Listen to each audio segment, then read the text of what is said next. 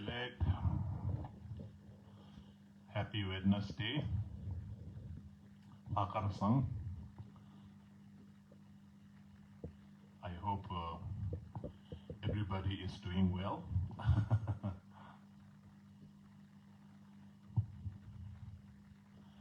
All right. So, welcome to Wednesdays with Rinpoche. So today, as usual, we are going to learn from the Buddha's teaching of Dhammapada, a collection of Buddha's teaching in verses. In Tibetan, we call the ZaChoeje Rinpoche, and in the ZaChoeje Rinpoche, I hope you have seen the translation of this Dhammapada. Originally, it is translated from Pali, Pali language, and then it was translated into Tibetan by Tibetan scholar Gyendun Shempel, and then I tried my best to translate it into English. So the word actually goes like this. Jidar Pungwa Meto Hi. Translation in English is just as a bee from the flower, kato tila minupar, without harming its color and fragrances.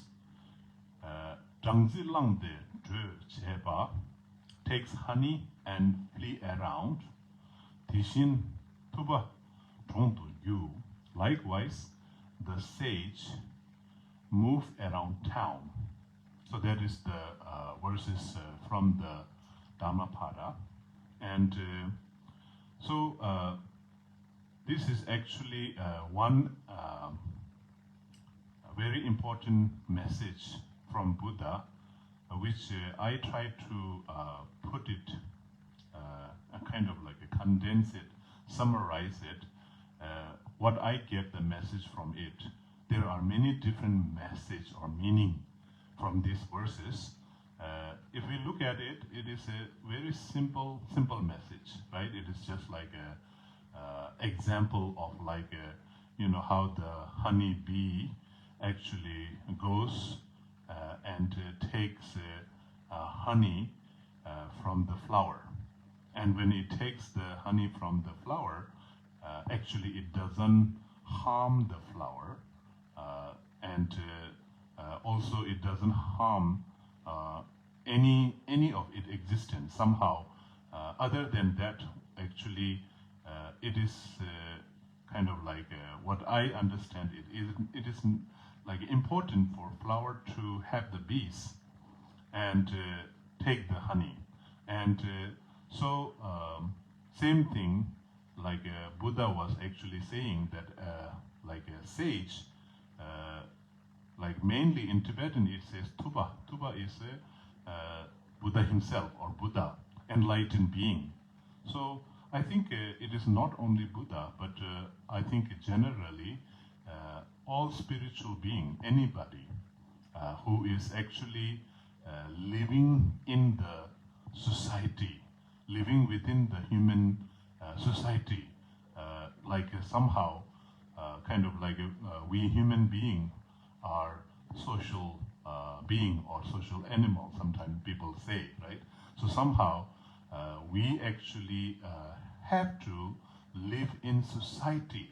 We have to live in kind of like with the people, and somehow kind of like it is by nature for our own survival. Somehow we as a human, I think we are very interdependent, right? We are very interdependent to each other. So we kind of like, we rely our survival each others. So So it is very important when we actually live in the society, when we live with the other human being, it is very important actually to how to live in the society without harming. So I think that is the one very important message that Buddha was actually saying, that like the bee actually takes the kind of honey as the essence of the flower without harming or hurting its existence. So somehow it is we as a human being, when we live in the society, when we actually roam around, when we actually move around, and we actually seize the basic goodness of other sentient being, other human being. So that is why I quoted myself that like a bee sees honey in flower, we should see basic goodness in others. Because somehow the basic goodness exists in all sentient beings, right? We are all somehow, we are very pure, from our nature. I remember His Holiness the Dalai Lama always says that, look at us as a human being. When we were born as a baby, all the babies are like a compassionate nature. Somehow they they are compassionate and loving by nature. And I think it is it is very true, right? It is just we are all born as a very lovely being. We are born as a compassionate being. And somehow, when we are born in this world as a human, I think nobody actually came into this world with the intention that, okay, I'm going to harm, I'm going to hurt other people, or I'm going to destroy the society, or I'm something like that. So somehow this compassionate nature is our inborn quality, right? It is to be able to see that, I think we don't have to be religious or philosopher or a scholar or anything. I think if we look at ourselves, we look at all the sentient beings, especially I always look at like a little baby. When you look at their eyes, it's just they are so loving, right? They're so compassionate. And it is just they are so pure, right? It's just innocence. And somehow we are all once with this innocent baby pure. And so it's this basic goodness is it exists as our nature. And it is I have it, you have it, we all have it. So that is somehow we are like a flower, that everybody is like a flower that actually carry this essence, which is the Buddha nature, which is the basic goodness.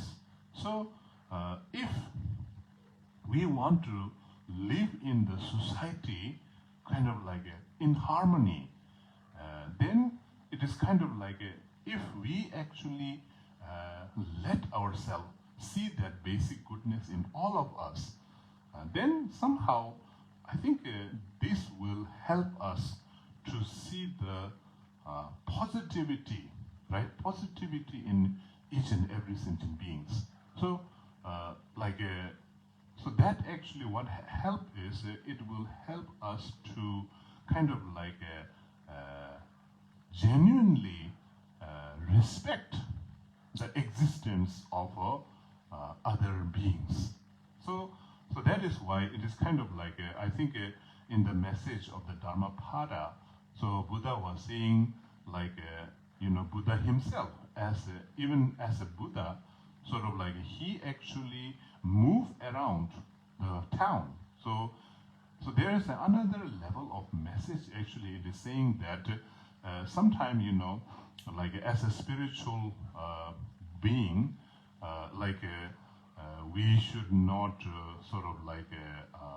we should not kind of what you call hang around with the other people.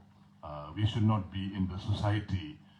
So sometimes we have this kind of very huge misconception that if someone is a spiritual kind of like a spiritual being or spiritual practitioner or something, like we always kind of like assume that they have to go into isolation, like disconnect from the society, or kind of like we always also misinterpret even the word renunciation, right?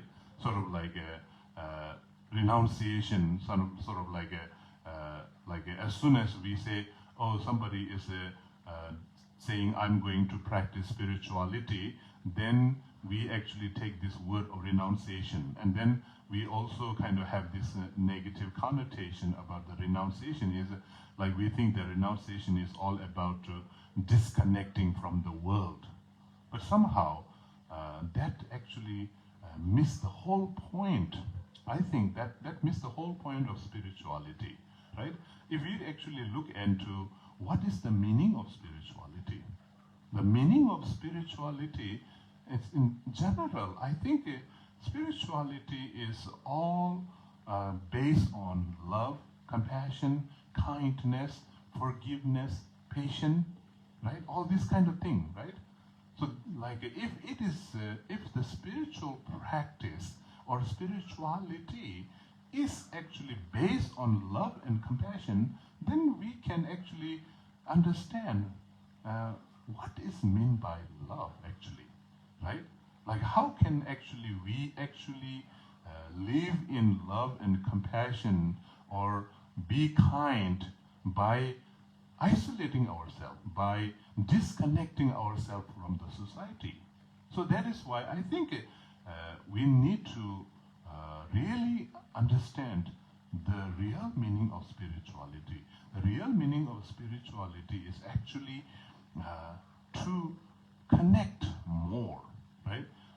To connect more with the people, to connect more with the world. So that is why I think the last line Buddha was saying that Tishin Tuba, you know, like he said, Tishin Tuba, sort of like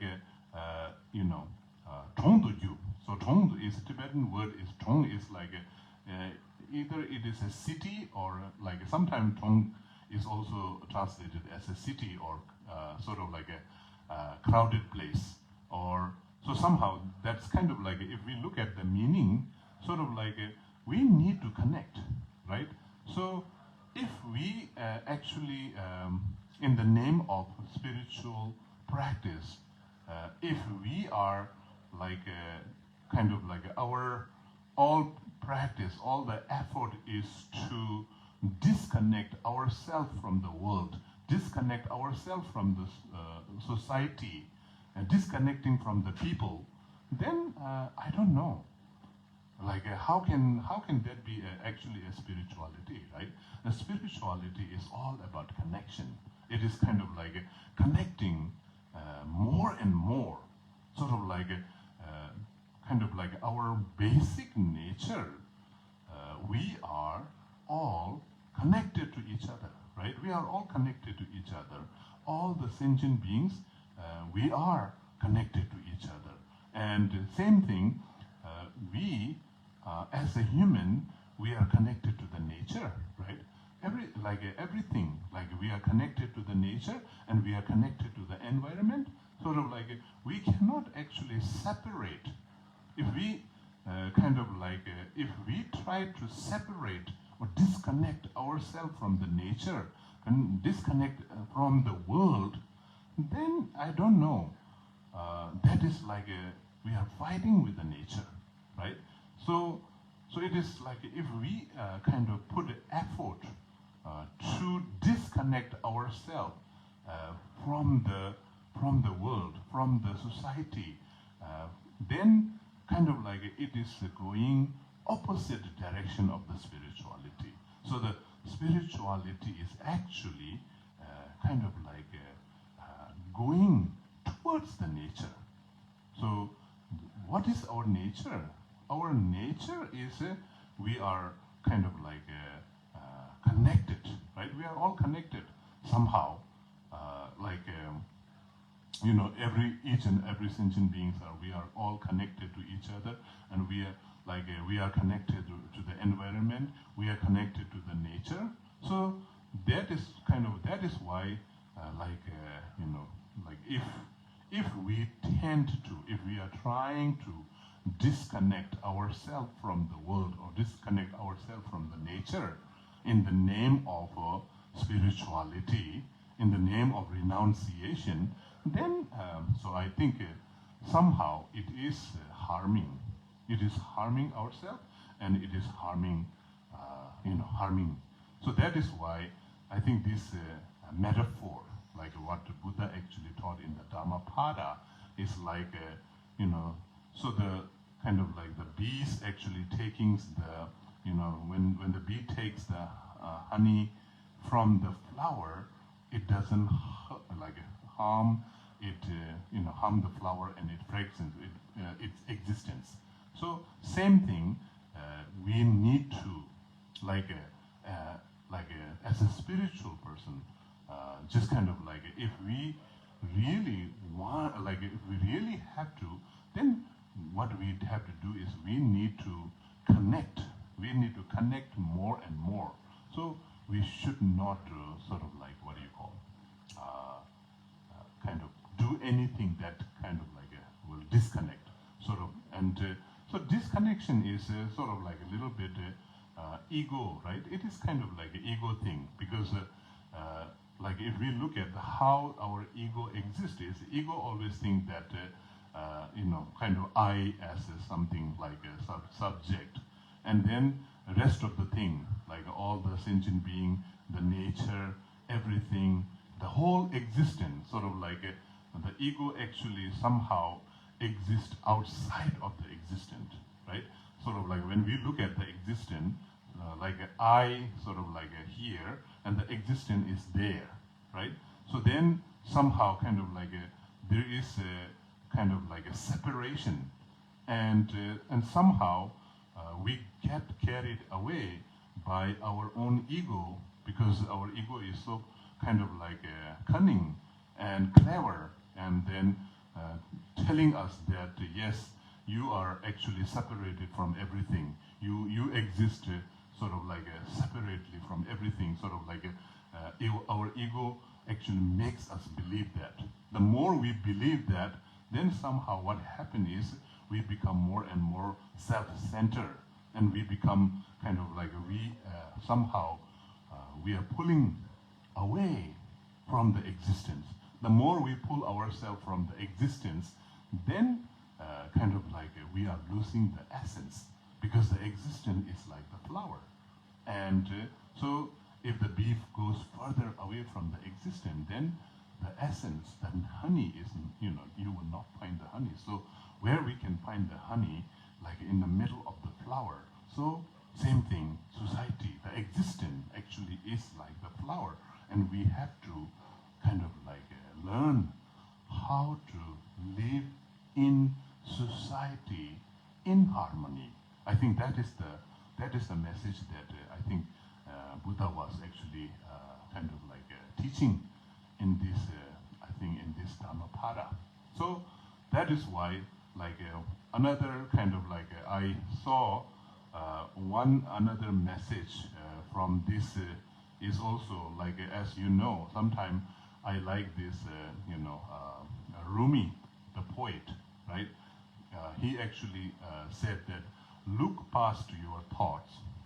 You may drink the pure nectar of this moment. So that is another level of meaning that I also think that sort of like, if we want to take the nectar, the pure nectar, somehow also it is in the present moment. So it is in the present moment because sometimes we tend to look at this, we search for this kind of pure nectar always somewhere in the past or somewhere in the future, right?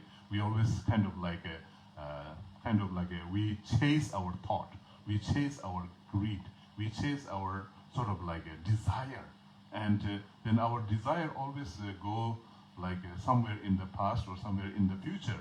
So nobody is really kind of like taking, right? Nobody is really thinking that the whole pure nectar is existing in the present moment. So that is also another sort of like a meaning of the Buddha's teaching, like how Rumi actually said that, look past your thoughts so you may drink the pure nectar of this moment, right? So this is a kind of like a interesting metaphor, like how Buddha actually taught, right?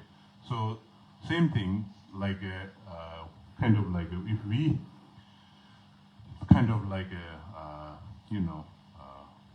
go and connect, living in society, learning how to live in society in harmony. So that is like a very important because somehow we are all, right? We are all sort of like living in the society, and we are sort of like rely on each other. And so somehow if we just follow our ego, saying that I am separated from everything, exists, like I am here and existence is there, and then what happened is like it become like you versus the whole existence. So then I am separated from the whole existence, and the whole existence is like against you. And so if we actually live like that, that is very tiring, right? And it is just kind of like we cannot we cannot no matter how much practice we do, how much effort you put, you cannot sort of like separate yourself from the whole existence. So that is why it is important learning how to live in society, right? So learning how to live in society. So there, if we are going to sort of like practice love, compassion, kindness, forgiveness, patience, generosity, morality, right? Anything. So somehow it is important to live, right? To live with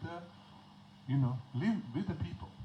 Sort of like it is kind of like living with the people, living in society, and learning how to deal with them sort of like positively by seeing the basic goodness.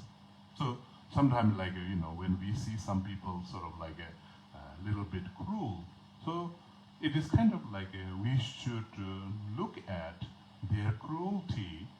It is like on the surface they are like we see some cruelty, we see some meanness, right? But deep inside we should see that they have the Buddha nature, and they are kind of pure by nature. But that's kind of a little bit difficult, but it is important. But it is important, if we actually sort of like look at them, kind of thinking that, okay, by nature, and sometimes we say they're like that, right? Oh, they are kind of little acting cruel right now, but by nature, actually, they are good. By nature, they have a good heart. Sort of like, sometimes we say that, but when it comes to practice, sort of like, we actually don't practice that, right? We just kind of like say, oh, this is like, they did it, but, they have a good heart. So I think actually it is true that everybody, kind of all the sentient beings, have a good heart. So why? Because there is like the basic goodness, which is Buddha nature, and somehow there is like a pure love and pure compassion, in them. So somehow, like if we kind of learn, if we learn how to see that, and I'm not saying this is easy. It is difficult. It is difficult, but it is true that we all have the, genuine, pure love and compassion within each and all of us, right? It's just kind of like we all know that somehow. When I actually look like how people sort of when we actually go to see the movie, right? Like there is a character, and then somehow kind of some people, they pretend like they actually don't take the side of the good one, but generally we kind of naturally we admire if the character is selfless and loving and kind, sort of it just kind of naturally, right? It's naturally, or sort of we actually kind of feel good about that character, right? And then on the other hand, this character, on the they're playing the role of a very negative role, a very selfish, always trying to kind of do something bad, and then naturally we kind of we don't take that side. We don't take that side. So that is, I think, kind of by nature we have that. So that is why everybody sort of sees there is a goodness exists in each one of us. So that is, I think, what Buddha was actually teaching in the Dhammapada, saying that we have to learn. If we learn how to live in society in harmony, sort of always see their good side, because each and every one of us has the positive side and negative side both, I think. So if we focus only towards the negative, then we can only see the negative. So if we focus only towards the positive side, then we can only see the positive, right? So somehow the one thing that when we actually how to look at the basic goodness, sometimes I like that symbol of yin and yang in the ancient Asian kind of symbol. That's the yin and yang, right? So this yin and yang actually has two sides, right? Sort of two color. So this one, it is actually one round. So half is actually dark, half is light, right? So light and dark, sort of so. Somehow, to be able to see the whole yin and yang, if you are only focusing to the dark side, you will not see the whole yin and yang. So if you see only look at the white side, the light side, then you only see the you are not able to see the whole picture. So somehow basic goodness doesn't mean looking only at the positive side. Just kind of looking at the thing as a whole. If you actually look at the thing, looking at the thing as a whole, sort of this kind of a positive and negative exist in everything, right? Everything has a positive side and negative side. So somehow, just not focusing only on one side, just kind of focusing on both sides. And then if we look at the both, then seeing the both sides together like a yin and yang, then I think that is the balance. That is the balance. That is so somehow it is sort of a middle way. So if we look too much on the positive side only, then sometime the kind of the side effect of that is we will become too attached to it, right? The attachment will come. So if we look at only the negative side, then what happens is maybe we will get a little sort of obnoxious, irritated, or kind of a little sort of little against it, right?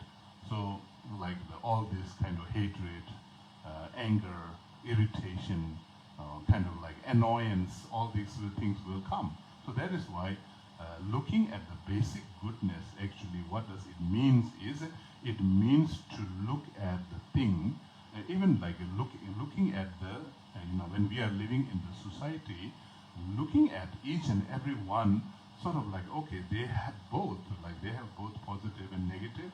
So like if you see both the positive and negative sort of like in balance, then I think that is what is meant by the basic goodness from the Buddhist point of view. All right. So I think so. This today Dhammapada message is very simple. So just kind of like contemplate on that, and just kind of like how Buddha said, how we live in the society. To be able to live in the society, we don't have to harm, right? Harming is kind of like not necessary. We don't, like how the bee takes the honey from the flower without harming. Same thing, we can live in the society without harming the society, without harming anybody. So somehow, harming is sort of like not in our nature. So our nature, by nature, we are all here to help each other, right? So even if you kind of like cannot help others, then at least kind of don't harm them. So that is I think that is the message that Buddha was saying, because somehow, we live in the society, we live in the, with a group, we live with the people. So kind of like there is no need, right? It's somehow it is kind of like it is not necessary, right? It is not necessary to harm anybody. So just kind of like by harming other people, what do we get? It is like somehow it will kind of like, when you harm someone, then it is actually you are harming yourself. If it is if we are talking it from a karmic point of view, then when you harm someone, like on one hand, the other person get hurt, they get pain, right, by harming, and then sort of like in the long run, it is somehow we are harming ourselves, right? It is just like we are harming ourselves by creating a negative karma. And so then it is kind of like by actually engaging in some harmful activity, like harming someone or others, it is kind of like it is a lose-lose situation. Sort of like you will lose, they will lose, everybody will lose by harming. So sort of like that is one message that Buddha was actually saying. I think if Buddha is alive in this day and age, I think that will be the Buddha's message. I think I remember His Holiness the Dalai Lama many times he says that just kind of like if you can help, help.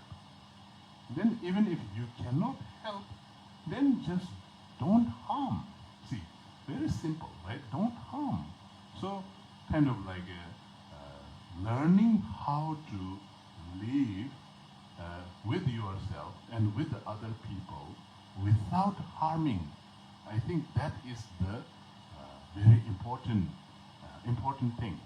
So kind of like and that actually serves the purpose of our life, right? I think the purpose of our life, why we are here in this world, we are here in this world not to harm. That is for sure. So it is not a philosophy, and it is not a religious thing even. I think it is not a religious thing. Like common sense, right? Common sense, from a common sense point of view, it is kind of like if we see someone harming someone, do we like that? I don't think we will like that, right? Nobody likes that. It is why we don't like that is because it is not in our nature.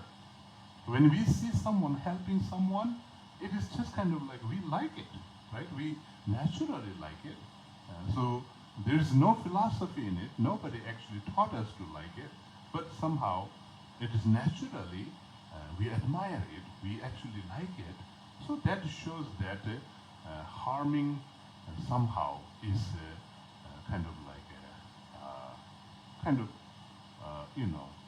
not necessary. Harming is not necessary. Helping is necessary. So, kind of like, just think about that. If we spend our life thinking that, okay, I will live my life without harming. So when we say without harming, it includes ourselves. So kind of like, do not harm yourself. So when we say do not harm yourself, even like when harming ourselves, somehow we have this physical body. If we actually we do things that is not necessary for our body and for our health, then that is harming our body, harming our health. So that is kind of like, also we need to learn also like not always when harming and helping, don't always have to think about the other people. So we can also think about ourselves, like do not harm yourself, do not harm others, right? So kind of like do not harm your body, do not harm your emotion. So just kind of don't do things that is harmful to your own emotion. And then do not harm your own mind, do not harm your own, kind of like energy, and do not harm your consciousness by creating negative karma. So these are all things kind of like something, we learn from this Dhammapada message, that learning how to live without harming anybody, including yourself. So that is okay. So that is our lesson and the teaching from the Dhammapada. All right. Okay. So I have to change my battery here because it is making some noise.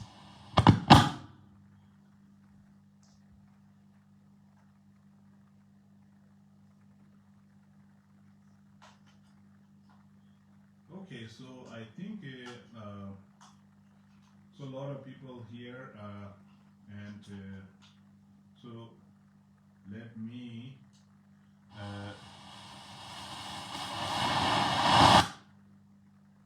greet. So here I see Lean Gordon, Tashidelek Lean Gordon, and then I see Kathy Hodge Tashidelek, Marilyn Holloway Tashidelek, Cheryl Maro Tashidelek, Cheryl, Jitka Marigold Tashidelek, John Gossett Tashidelek, El Onglin Tashidelek, Zephy Tashidelek, Janet Campbell Tashidelek, Cherry Langston Tashidelek, Parwa Tashidelek, Manika Tashidelek. So your question here is, what is your dog's name? My cutie dog's name is an English name, Jackson. He, actually when it was his birth name, it was given to me by one of the neighbor. So the neighbor had, this dog, and so they asked me if I wanted to, if our family wanted to keep that, and so his father, my dog's father name is also a Jackson. So I think they give the name Jackson, and so I kept his name as his birth name. So, and he's a puppy, actually, only like 5 months old. So, so many of you saw his picture on my Facebook yesterday. I was jogging with my dog. All right, so then Loon Shan, Tashidelek Loon Shan, Miyuki Onazawa Watanabe Tashidelek, thank you for your teaching, you are welcome. And Regula Stewart from Ernie and Regula Tashidelek, thank you very much for this teaching, you are welcome. And then Manika saying, Jackson, so happy you adopted. Yeah, it is kind of like they have a few dogs. Actually, it was many people wants that, so it was honor to get him.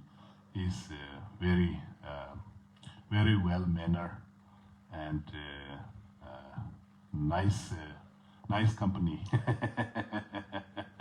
helping me to see the basic goodness in everybody, because he is so friendly that he sees basic goodness in pretty much everybody.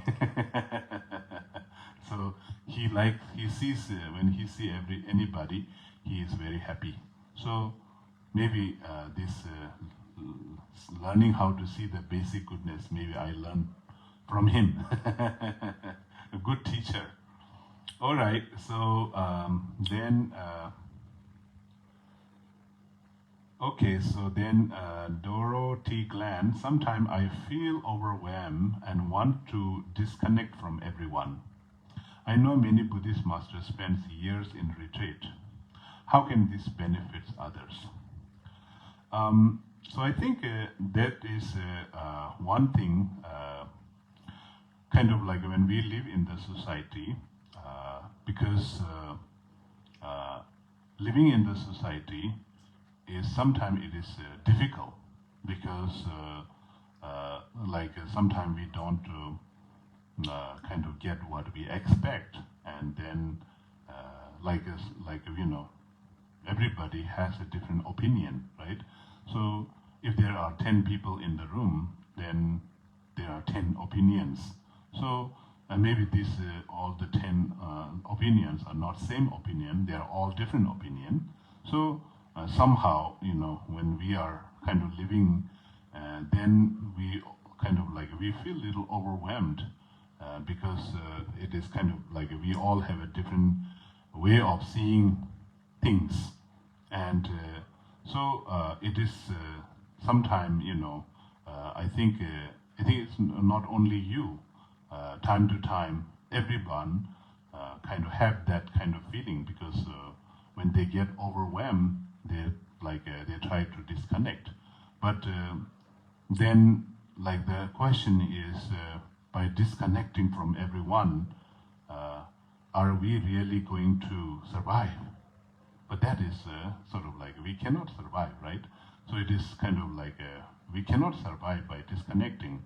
So that is somehow, it is unrealistic in a way. It is unrealistic that we cannot actually disconnect from existence, from everyone. So this thought sometimes comes, but then kind of we have to tell ourselves that it is not the way, because it is not realistic. We cannot disconnect. So because our purpose is to connect more, and so that is then when we have this kind of thoughts coming that we want to disconnect from the world or everyone or something, then kind of we should add one spiritual practice called the patience, sort of okay, so I need to learn patience, so sort of so maybe, and that is giving us an opportunity to practice patience. So just take that as a challenge, so this is whenever you have that kind of feeling that I want to disconnect from everyone, then just think that, okay, this is the time for me to learn the lessons on patience. And yes, learning patience is difficult, but it is beneficial, all right?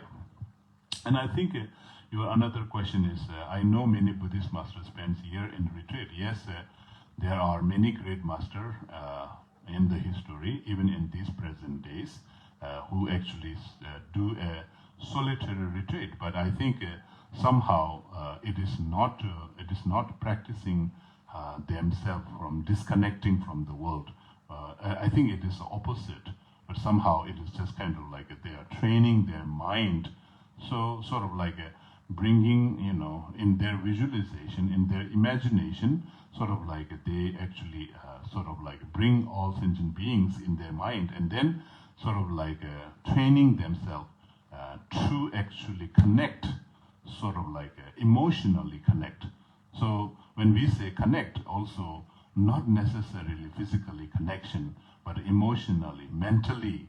So like many Buddhist masters, when they go for retreat, so that is kind of intention. Their intention is kind of like somehow like in the Bodhisattva, how they say Bodhisattva practice is like for the sake of, for the benefit of all sentient beings, I want to achieve enlightenment. Same thing, that kind of intention, sort of like first of all, we have to have that loving kindness intention. So with that intention, then I think so it is kind of like it looks like physically isolated and physically isolated, and they are actually physically sort of like a little bit away, but emotionally and mentally they are well connected. So they are sort of like their intention is never to disconnect. Their intention is why they are isolating physically is to connect more. So that is the difference, right? So if your intention is to connect, that is why you are isolating, and your intention is to disconnect and you're isolating is a two different thing, right? So that is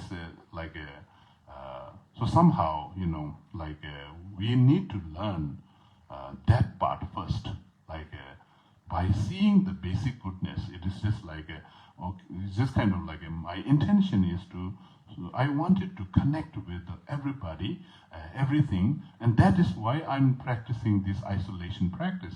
So they go into isolation practice with that intention, with the loving kindness intention, and then if you go into isolation from this kind of like running away from the world, with the intention to disconnect and going for isolation, then that is a little dangerous, right?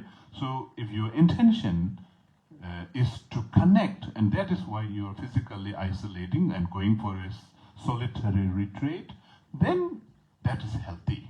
So that is, it doesn't call disconnection practice.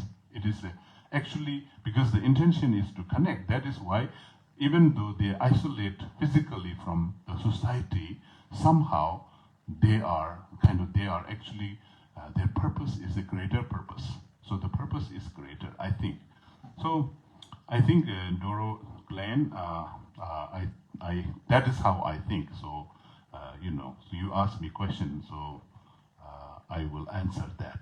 But, maybe I'm wrong. So, yeah, that is how it is, right? All right. And then I see Ninju is saying, Bhagavan prostration, it never ceases to amaze us how you consistently, unfailingly see and celebrate only the best in everyone. Master is the best gardener, nurturing only the beneficial plant by shining attention upon them. Lord, how to guard ourselves from harmful intention and actions of others? Could you give some more guidance on this, please? How to guard ourselves from harmful intention and action. So that is kind of like how to guard, but just kind of one thing I remember one time His Holiness the Dalai Lama was giving a teaching on patience, and someone from the audience actually asked this question, saying that, okay, in the name of practicing patience, so he actually created this kind of metaphor, say like, okay, I'm practicing patience, and then the situation is that somebody is coming towards me with a stick on their hand, trying to beat me up. So under that circumstances, what should I do? So that was the question. And His Holiness the Dalai Lama, he was laughing and he said, run. So, so that is actually a simple answer, yet it is true, right? It is very true. Like in the name of practicing patience and being a kind of like a kind, loving person, if someone comes, kind of like situation is like you're sitting there and saying that, okay, I want to practice patience. If someone coming with a stick on their hand, then, what you have to do is you just have to, run. Or if somebody is throwing stone at you, and if you know that, you have to duck, right? It's just kind of like, so that is just something we cannot, we cannot control other people, what they think, what they do, we cannot control. So only thing is just kind of like not putting ourselves into the vulnerable situation. That is, I think, only way how to kind of like protect ourselves, how to guard ourselves from the negative intention. And then if someone is having a negative intention towards us, then it is somehow, then they have a negative intention, and like somehow it is like it is not, we don't have to take it personally, because if somebody think I'm bad, then it is not my problem. It is it is their problem, right? So somehow, like instead of feeling bad about that person or saying bad things about that person, sort of like be compassion, sort of like compassion, but basically how to guard from the other people's intention and harmful intention action is first of all, we need to understand that we cannot control what they think, we cannot control what they will do. Only what we can do is we can protect ourselves, sort of like don't put ourselves. So kind of like being wise, like don't put yourself in a vulnerable situation. Don't let yourself victimize by other people's intention and their action. So if if that kind of situation comes, then of course the best way to guard is to run, right? So, all right. And then Kayla is saying, Rinpoche, can you share any meditation on how to pacify harm, abuse, fear, stress stored in the physical body that can cause illness, disease over time? Thank you for your insight and teaching. So I think there should be many different meditation techniques. So I think if there is some kind of impression or negative things stored in our physical body, the best thing is the best practice is the forgiveness, right? The forgiveness, sort of and then meditating on the impermanence, impermanence nature, sort of like everything is momentarily changing. Whatever is happen, sort of then letting go of the past, and then kind of being in the moment. So those are the meditation. But so this is kind of it is not simple. There is it takes time, right? It takes time for some people to actually release the the shock that they actually went through. Sort of sometimes, if you get a lot of shock from some incident or other people's harmful actions, then many times it actually leaves a huge imprint, right? So I think So it is not easy. It's not an easy practice, but if we kind of like practice, there are meditation and some kind of like also Vajrasattva, right? Vajrasattva meditation, sort of like purifying your guilt. And sometimes, things that we kind of hold is kind of like we are sort of like, it is not that you are angry at the person who hurt you. And many times it is angry toward yourself, sort of like, it is always not about forgiving others. So it is, many times it is about forgiving yourself. So freeing yourself from the guilt. So as you know, that Vajrasattva practice is a good purification practice, right? All right?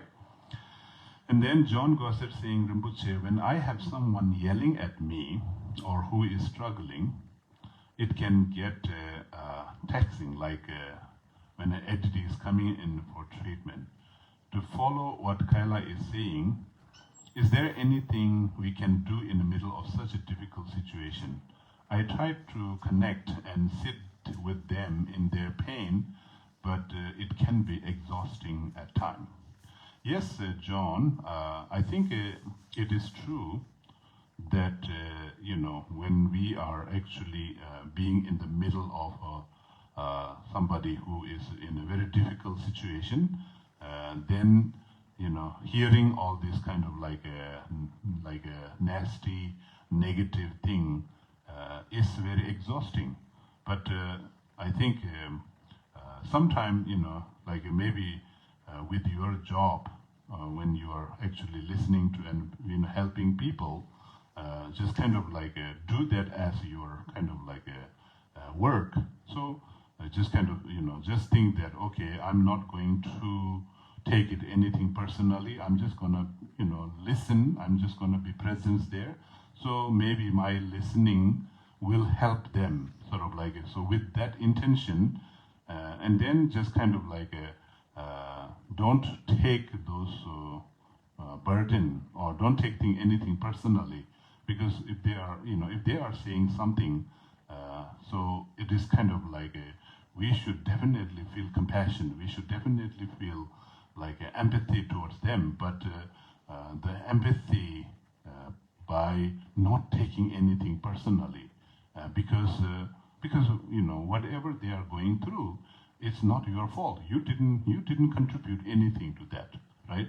And then whatever they are going through is they had a different sort of like, they had a situation. They had a situation, and you should feel sorry for their situation. But at the same time, again, you are like not responsible. You are not responsible for that. So that is like you're not taking it personally. And at the same time, you don't have the power to eliminate. So you wish that I can eliminate their suffering, their pain. So just kind of send good wishes, and just kind of be there, be present there, but don't take anything personally. And then just kind of think that, okay, I'm just being there, so they are, I will hear them, and then I will feel compassion for them. I think maybe that will help. So if you actually kind of like take things personally, sort of like, okay, what will I do? I wish, I really want to, eliminate. But the reality is that we don't have that power, right? We don't have that power to eliminate their pain at that moment. All right? All right, so John, so okay, love that. Thank you, Rinpoche. We miss you in Phoenix. Okay, so hopefully I will be back soon. Sandra Baraza, thank you, Lama Rinpoche, Tashi Delek, and happy Losar. Yes, so the Losar is coming soon. February 12th is a Tibetan New Year, Losar. So anyway, before Losar, I think we will be able to see each other, right? I think next Wednesday. see you. And so tonight I will stop here. And all right, have a wonderful rest of the day or rest of the evening. And please stay safe and healthy. All right. Tashi Delek, thank you all.